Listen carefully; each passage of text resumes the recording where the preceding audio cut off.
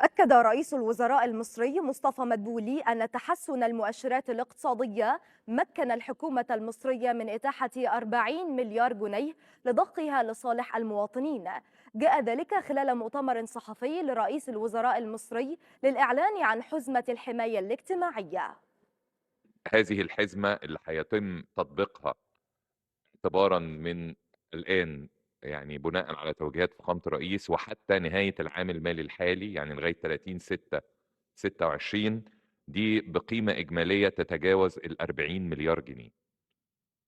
والحقيقة هذه الحزمة وفلسفة هذه الحزمة تحديدا كانت إنها تغطي عدد كبير من الموضوعات اللي تخدم المواطن المصري وتساهم في تحسين الظروف المعيشية وتحسين جودة الحياة للمواطن المصري. لكن خلينا أيضا قبل ما أعرض هذه الموضوعات أيضا وجه فخامة الرئيس أمس بتبكير صرف المرتبات للعاملين في الدولة، برضو بحيث يعني يتم صرف المرتب قبل حلول شهر رمضان عشان نساعد الأسر على طبعا شراء كل الاحتياجات الخاصة بهذا الشهر المعظم، وأيضا تبكير صرف المرتبات قبل عيد الفطر إن شاء الله.